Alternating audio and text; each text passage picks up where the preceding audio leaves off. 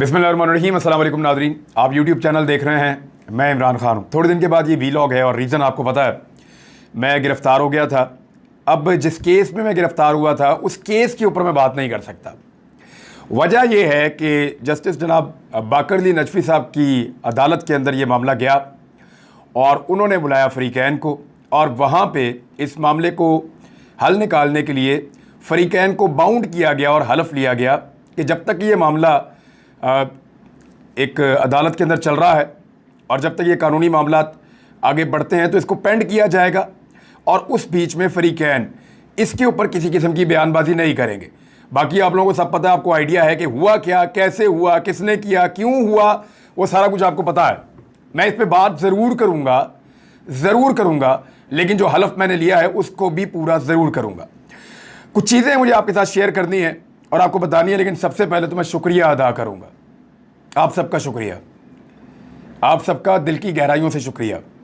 आप लोगों ने इस बीच में मुझे ख़रीदा है, मुझे आपने ख़रीदा है। मुझे नहीं पता था मेरे साथ बाहर क्या चल रहा है। अब जब आप पकड़े जाएं तो आपको क्या पता बाहर क्या चल रहा है, लेकिन मुझे आज सारा दिन वो देखने का मौका मिला। ईद का दिन है, आप सबको बहुत बहुत ईद मुबारक भी हो। मुझे सारा दिन देखने का मौका मिला कि आप लोग क्या कर रहे थे। मुझे देखने का मौका मिला कि मेरे दोस्त क्या कर रहे थे। मैं आप सबका फ़र्दन शुक्रिया अदा करना चाहता हूँ। आप इतने सारे हैं, मैं अकेला हूँ, मुझे आप सबके नाम भी नहीं पता, लेकिन जो सुन रहा है आपका बहुत शुक्रिया। वकला का बहुत शुक्रिया, बार्स का बहुत शुक्रिया। मैं जहाँ जाता था वो मेरे साथ खड़े होते थे, खड़े होकर पाकिस्तान जिंदाबाद का नारा लगाते थे। उन सब का बहुत शुक्रिया।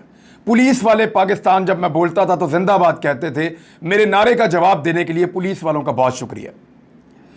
जितनी बार्स हैं वकला की, उन सब का बहुत शुक्रिया। जो सहाफ़ी खड़े रहे, डटे रहे, उन्होंने मेरा साथ दिया, मेरी हिम्मत बंधाई और इसको रिपोर्ट करते रहे, वाक़यात को बताते रहे, उन सब का बहुत शुक्रिया।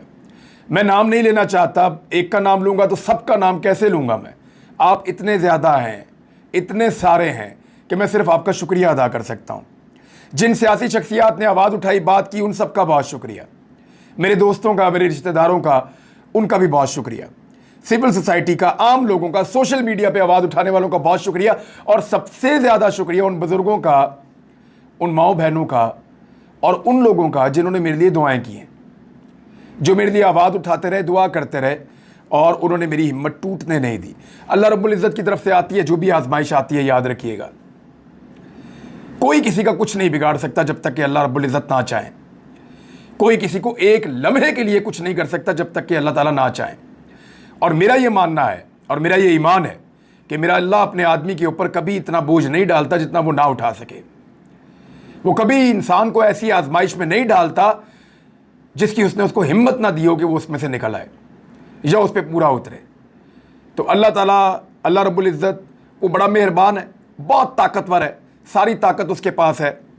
एक जुमला मैं आपको सिर्फ बता दूं, क्योंकि मैं केस के ऊपर तो बिल्कुल बात नहीं करूंगा और ना मैं कर सकता हूं, क्योंकि मैं कानूनी तौर पे बाउंड हूं। और मेरे वकला ने आज भी मुझे, मियां अली अशफाक साहब का फ़ोन आया, एक तो उन्होंने मुझे बड़ी डेंजरस चीज़ बताई जो मैं आपके साथ शेयर करूंगा, और मुझे पहले बतानी चाहिए ताकि रिकॉर्ड के ऊपर रहे, जब वो कार्रवाई मेरे खिलाफ हो तो वो रिकॉर्ड के ऊपर रहे कि क्या करने जा रहे हैं और कौन लोग करने जा रहे हैं, वो मैं आपको बताऊँगा। लेकिन वो आज भी मुझे फ़ोन करते कहते रहे कि यार इन केसेस के ऊपर प्लीज़ आपने बात नहीं करनी और इस पर कोई फरीक बात नहीं करेगा। मैंने कहा जी बिल्कुल ठीक है, मैं बात नहीं करूंगा, मैं अपना वादा पूरा करूंगा, क्योंकि वादा पूरा करने के चक्कर में ही तो ये मैं वादा ही तो पूरा करता हूं। असल में मामला ये है।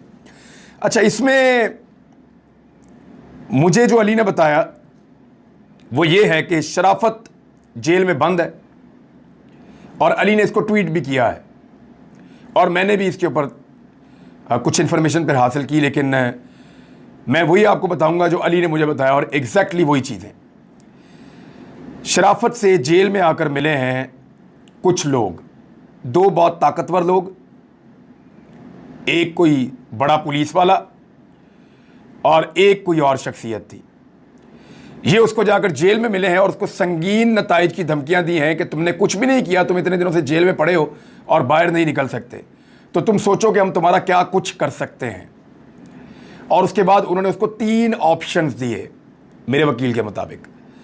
पहला ऑप्शन ये दिया कि तुम ये कहो कि किसी लड़की को इमरान रियाज खान ने कत्ल किया और कत्ल करके कहीं पे दफन किया हुआ है, ज़मीन में दबाया हुआ है। हम तुम्हें जगह बताएंगे, वहां जाकर तुम निशानदेही कर दोगे और हम तुम्हें छोड़ देंगे, फिर हम जाने और इमरान रियाज खान जाने। एक ऑप्शन ये दिया गया। उसको दूसरा ऑप्शन ये दिया गया कि इमरान खान मंशियात की कंसाइनमेंट्स के ऊपर डील करता है, यानी मंशियात का डीलर है, और हम तुम्हें नाम बताएंगे, तुम बंदों के नाम लोगे और उन बंदों को हम इमरान खान के साथ नत्थी करके जोड़ के हम जाने और वो जाने और तुम निकल जाओ बीच में से। और तीसरा ऑप्शन उसको ये दिया गया कि तुम ये कहो, अब ये मुबैना तौर पे ये सारी कहानी मेरे तक दो ज़राए से पहुंची है, लेकिन मैं जो बिलीव कर रहा हूँ, मियाँ अली अशफाक जो मेरे कौंसल थे, जो सारे मामला देख रहे थे कानूनी और इस केस को लड़ रहे थे, मेरा बचपन का दोस्त भी है, इसलिए मैं उस पर बहुत मेरा ट्रस्ट है। तो उसने मुझे बताया कि तीसरा ऑप्शन ये है कि इमरान खान कलअदम तंजीमों की फंडिंग करता है।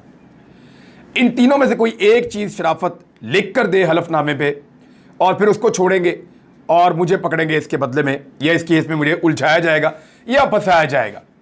बाकी ये चीज़ अब हमारे तक पहुंच गई है, मेरी जिम्मेदारी थी मैं आपको बता दूं। अगर इन केसों में या इस तरह से मिलता जुलता कोई केस मुस्तकबिल में कोई बने या बनाया जाए तो आप समझ जाएं कौन कर रहा है, क्या कर रहा है, कैसे कर रहा है। वैसे इन चीज़ों से फ़र्क नहीं पड़ता। कुछ लोग ये कहते हैं कि सॉफ्टवेयर अपडेट हो जाते हैं। देखें, जिसके अंदर हुब्बुल वतनी की विंडो डाउनलोड हुई हो ना, उसको कोई सॉफ्टवेयर अपडेट नहीं कर सकता। मैं फिर आपको बता रहा हूं कि जिसकी विंडो में हुब्बुल वतनी हो ना, उसको कोई सॉफ्टवेयर अपडेट नहीं कर सकता। ये आप लोग जानते हैं, ये मेरे तमाम लोग जानते हैं, उन्हें पता है कि ऐसे नहीं हो सकता। मैं सिर्फ ये अदालती हुक्म की वजह से एक सर्टेन टाइम पीरियड तक कुछ चीजें आपको नहीं बताऊंगा, लेकिन अल्लाह रब्बुल इज्जत की ज़ात सबसे बड़ी है। जब मैं स्वात से निकल रहा था ना, तो मुझे काफ़ी आइडिया था कि मैं अरेस्ट हो सकता हूं। तो मैंने अपने जो साथी हैं, अजब खान मेरे साथ होता है, उसको और अली नवाज, मैंने इनको कहा, मैंने कहा यार आप लोग ये सामान लपेटो चलें। तो उनको आइडिया नहीं था कि अचानक हम निकल जाएंगे। मुझे बुखार भी था 2 दिन से, तो थोड़ा मैं बेहतर हुआ, तो मैंने नाश्ता किया। मैंने कहा सामान लपेटो चलें। मैंने कहा साहब किधर जाना है? तो मैंने कहा चलो दुनिया को दिखाते हैं कि सबसे बड़ा और ताकतवर अल्लाह है। ये जुमला बोलकर मैं हल्फन आपको कह रहा हूं, ये जुमला बोलकर मैं स्वात से निकला था कि चलो दुनिया को दिखाते हैं कि सबसे ताकतवर और बड़ा अल्लाह है, और वही है। और मैंने इन दिनों में दोबारा इस चीज़ का एक्सपीरियंस किया। कोई एक्सपीरियंस की ज़रूरत नहीं है, सबको पता है, वैसे ही हमारा ये ईमान है। आप सबका एक मरतबा फिर बहुत बहुत शुक्रिया, बहुत शुक्रिया आपका। आपने ख़रीद लिया मुझे, आप लोगों ने मुझे ख़रीद लिया। मैं ये कर्ज उतारने की कोशिश करूंगा रहती ज़िंदगी तक इसकी कोशिश करूंगा। खबरों पे आते हैं जी वापस, और पहली खबर ये है, एहसन इकबाल को भेरा पे जिन हालात का सामना करना पड़ा, उस फैमिली ने घर में आकर मुलाकात की और माफ़ी मांग ली। बेवकूफ़ समझते हैं, क्या समझते हैं? हमें अकल नहीं, हमें पता नहीं चलता। ये ऐसे हो सकता है कि वो लोग पब्लिक प्लेस पे खड़े होकर अपनी सिक्योरिटी को रिस्क में डाल के एक वफाकी वजीर को चोर चोर के नारे लगाएं और बाद में उनके घर जाके माफ़ी मांग लें? ऐसे होता है? मैं जानता हूं कितना दबाव होगा, आप लोग भी जानते हैं कितना दबाव होगा, और जिन लोगों ने ये दबाव पहले बर्दाश्त किए हुए अपनी ज़िंदगी में, उनको भी आइडिया होगा कि दबाव तो होगा। मेरा एक सवाल है इस सारे मामले के ऊपर, हो सकता है बात ठीक हो, एहसन इकबाल साहब जो फरमा रहे हैं वो ठीक हो, लेकिन लोगों का रिएक्शन तो सोशल मीडिया पे कुछ और ही कह रहा है। लोग मानने को तैयार नहीं है कि इतने आराम से लोग आके, जो चोर आपको कह रहे हैं वो आके आपसे माफ़ी खुद ही मांग लें। हालात नॉर्मल नहीं हो सकते उन लोगों के लिए, ये क्लेम किया जा रहा है। मेरा ये कहना है कि क्या नवाज शरीफ आज तक बरतानिया में किसी एक आदमी से माफ़ी मंगवा सका जिसने नवाज शरीफ को चोर कहा, डाकू कहा, गद्दार कहा, कुछ भी कहा? मियाँ नवाज शरीफ साहब की रोज़ वहाँ पे इज्जत अफजाई करते हैं ना लोग। जब मियाँ साहब बाहर निकलते हैं, उनकी फैमिली बाहर निकलती है, पीछे लग जाते हैं, चोर चोर, डाकू डाकू, रोज़ लोग कहते हैं। कोई एक आया जिसने आकर मियाँ साहब से मुलाकात की हो, माफ़ी मांगी हो कि मियाँ साहब माफ़ी चाहते हैं, आपको चोर नहीं कहना चाहिए था? वो शयान अली जो चोर कहता था, वो रोज़ाना पीछे पीछे फिरता है मियाँ साहब के। हर एतवार को, हर हफ्ते को वो पिज़्ज़ा और बर्गर लेके और बोतल पकड़ के जाके मियाँ साहब के घर के बाहर खड़े होकर नारे लगाते हैं। तो वहाँ तो किसी ने माफ़ी नहीं मांगी, और वहाँ पे तो आप माफ़ी का मुतालबा भी नहीं करते। आप लोगों के चादर और चार दीवारी का तकद्दुस पामाल करते हैं, लोगों के घरों के अंदर घुस जाएं तो ठीक है, आप माफ़ी नहीं मांगेंगे। यानी लोगों की निजी ज़िंदगी के ऊपर आप हमला कर दें, आप मुखालिफ सियासतदानों पर आवाज़ें कसें, आप यानी उनको मुखालिफ सियासतदान को एक आवाज कोई कस देना तो आप लोग कहते हैं कमाल हो गया, ये पब्लिक रिएक्शन है। पब्लिक रिएक्शन है, कमाल हो गया। अपने हलकों में कैसे जाओगे? लोग अंडे और टमाटर मारेंगे इमरान खान को, ये आपकी ख्वाहिश थी, ये आपकी लीडरशिप कहती रही एहसन इकबाल साहब कि इमरान खान को अंडे और टमाटर मारे जाएंगे, आपकी लीडरशिप कहती रही है। लेकिन इमरान खान जहां जाते हैं पब्लिक में लोग खुश होते हैं, आप जाते हैं लोग चोर चोर कहते हैं। वजह क्या है? लंदन में आप क्यों नहीं लोगों से कहते माफी मांगो आके? वहां कोई नहीं आके माफी क्यों नहीं मांगता? क्योंकि वहां पे उनके ऊपर वो प्रेशर और दबाव नहीं होता। आप लोगों का जीना हराम कर देते हैं पाकिस्तान के अंदर। अगर कोई आदमी अपनी दिल की आवाज बाहर निकालना चाहे तो इसी को कहते हैं फाशिस्ट रजीम, और ये है फाशिस्ट रजीम। इंपोर्टेड हुकूमत को बचाने के लिए, अपने आप को कायम रखने के लिए कुछ चीजें जो हैं वो बहुत इंपॉर्टेंट हैं। वहां तो लंदन में तो नमाज नहीं पढ़ सकते पब्लिक के अंदर जाके, ये तो सूरत हाल है वहां पे। अभी आप लोगों की पूरी काबीना गई थी, पब्लिक में निकल नहीं सके। पूरे यूरोप के अंदर आपके लोग नहीं निकल के पाकिस्तानियों को वहां फेस कर सकते, ना आप लोग फिर सकते हैं, ना मिल सकते हैं लोगों को। लोग वहां पे आपको गालियां देते हैं पाकिस्तानी, क्योंकि उनको पता है कि वहां की हुकूमतें चोर कहने पे, डाकू कहने पे, किसी के ऊपर मुंह से बात करने के ऊपर ये जमहूरी हक समझती हैं और इसके ऊपर किसी किस्म का पर्चा FIR ये चीजें नहीं करवाते। इंपोर्टेड सरकार की ज़िमनी इंतखाबात में हालत बहुत पतली हो गई है। वो ऐसे कि इमरान खान साहब के जलसे आपने देख लिए हैं, मैंने तो आज फुटेज निकाल के देखी है। लोग कीचड़ के अंदर खड़े हुए हैं, बारिश के अंदर खड़े हुए हैं, जलसे कर रहे हैं, और बहुत बड़े बड़े जलसे कर रहे हैं। उधर मरियम नवाज ने पूरा जोर लगा लिया, लोग निकलने को तैयार ही नहीं। जिन लोगों को जमा करके पूरे सरकारी वसाइल लगा के जलसों में लाया जाता है, वो भी कोई इधर फिर रहा है, कोई उधर फिर रहा है, कोई अपना खा रहा है, कोई पी रहा है, कोई आपस में बातें कर रहा है। लोगों ने अपनी अपनी पंचायत लगाई हुई है जलसे के अंदर। यानी यहां से पता चलता है कि लोग वोट डालने के लिए PMLN को तैयार नहीं है। अब उसका बंदोबस्त क्या किया जा रहा है? पाकिस्तान तहरीक इंसाफ ने बार बार इल्जाम लगाए हैं। बाबर ऐवान ने बाकायदा ये बताया कि हमने इन सबूतों को इकट्ठा किया और उनको देखा, और उसके ऊपर उन्होंने ट्वीट्स भी किए हैं। और यास्मीन राशिद पहले भी कर चुकी हैं कि 15-15, 20-20 हज़ार वोट जो हैं वो दूसरे हलकों से लाकर इन 20 हलकों के अंदर ठूसे जा रहे हैं, ताकि जो लोटे हैं, जो इलेक्शन लड़ रहे हैं, ये वोट उनको डलवाकर जितवाया जा सके 2 नंबर तरीके से। तो अब ये 2 नंबर तरीके से इलेक्शन अगर जीता गया तो जीता गया। इलेक्शन कमीशन ऑफ पाकिस्तान हो जाए, या बहुत ताकतवर शख्सियात हो जाए, या ब्यूरोक्रेसी हो जाए, सारा का सारा निजाम ऐसा लगता है कि हमजा शहबाज को इलेक्शन जितवाने के चक्कर में है।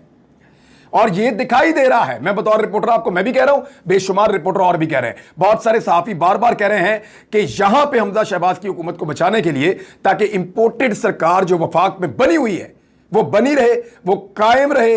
और ये जो चूं का मुरब्बा पाकिस्तान में इस वक्त हुकूमत कर रहा है, इतनी सारी जमातों का, को 15-16 जमातें इकट्ठी हो गई हैं, और वो पाकिस्तान की अवाम को रोजाना की बुनियाद पर पीस रहे हैं महंगाई के जरिए से।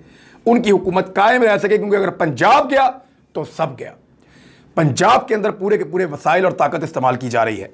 मेरी इतला के मुताबिक पेट्रोल की कीमत कुछ कम करेंगे अब ये, और वो कम इसलिए करेंगे ताकि ये हुकूमत बचाई जा सके, और ये हुकूमत बचाने के लिए वो पेट्रोल की कीमत कुछ कम करेंगे ताकि इलेक्शन से पहले लोगों को एक अच्छा जेस्टर दें। बहरहाल 100 रुपया तो इन्होंने पेट्रोल बढ़ा दिया, और इससे ज्यादा इन्होंने बढ़ा दिया है डीजल। मरियम नवाज ने कहा कि आलमी मार्केट में $1 भी अगर पेट्रोल सस्ता हुआ ना, $1 भी, तो शहबाज शरीफ रिलीफ देंगे। लगभग $25 के करीब सस्ता हो चुका है। $100 से कम भी प्राइस आई है कुछ बीच में, $100 से कम भी प्राइस आई है बीच में। इन्होंने तो $1 नहीं बढ़ाया, $100 बल्कि बढ़ा दिया। यानी इतना झूठ, लोगों को इतना फ्रॉड, लोगों के साथ इतनी बेईमानी।